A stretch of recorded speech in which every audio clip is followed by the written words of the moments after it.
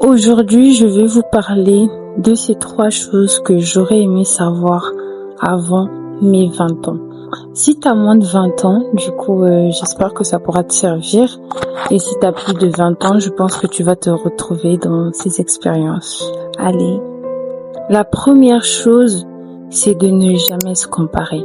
En fait, aujourd'hui, nous sommes dans une génération où tout le monde veut se montrer sur son meilleur jour et romantiser son quotidien. En fait, grâce au réseau, on a cette facilité de suridéaliser la vie des autres. On va voir à 20 ans, une fille, elle a déjà bâti son business, elle voyage, elle a des millions dans son compte en banque, elle est mariée ou même des enfants. Du coup, ça nous pousse des fois à nous mettre à côté, se dire que ah ouais, elle est mieux que moi. Ah ouais, elle a tout ce que moi j'ai pas. Moi j'ai 20 ans, j'ai pas fait ci, j'ai pas fait ça. En fait, chacun son timing. On voit ce que l'autre accomplit, mais on ne sait pas les sacrifices qui se sont créés derrière. On ne sait pas le parcours de la personne derrière tout ce monde de rêve en fait. Et la meilleure chose à faire, c'est de ne jamais se comparer. Chacun de nous a son timing et ton timing, il ne sera jamais moins que le timing de quelqu'un d'autre. Et franchement, la deuxième des choses, c'est priorise-toi. En fait, la vingtaine, c'est pour se découvrir. Place-toi au-dessus de tout le monde. Je ne cesse de le dire, la seule personne qui sera avec toi toute ta vie, c'est toi-même. Tu souffriras seul, voilà. Tu es né seul, tu mourras seul. Donc, arrête de tout le temps te mettre la pression, à vouloir toujours tout donner aux autres, à vouloir toujours se sacrifier pour les autres. Et toi, dans tout ça, t'as pensé à toi? Dans 10 ans, voire même 5 ans, tu seras marié, tu auras des enfants, tu auras ta famille. Du coup, ça sera ça ta priorité. Mais au jour d'aujourd'hui, c'est quoi ta priorité? Pense à toi, pense à tes rêves. Enfin, je sais pas. Ouais. La troisième chose et la dernière, fais ce qui te passionne.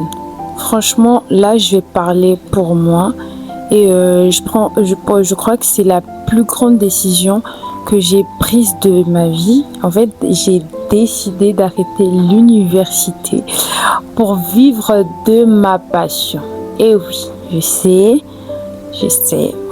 sais qu'on va cracher sur moi et je l'assume totalement parce que moi, je pense que je préfère réussir ma vie plutôt que de réussir dans la vie. Après c'est subjectif mais vu qu'on est en Afrique, tout ce que les parents ils veulent pour leurs enfants, c'est de la sécurité, on va dire, avoir un salaire stable tous les mois, on sait ce que tu gagnes, etc.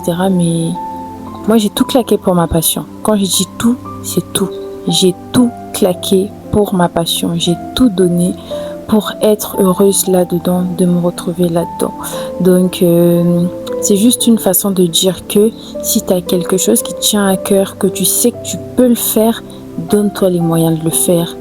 Quitte à te mettre tout le monde à dos, tant que ça ne met pas ta vie en danger, fais-le en fait. Si tu veux être chanteur, après ça dépend. Après ça dépend. Il faut souvent être réaliste aussi parce que voilà.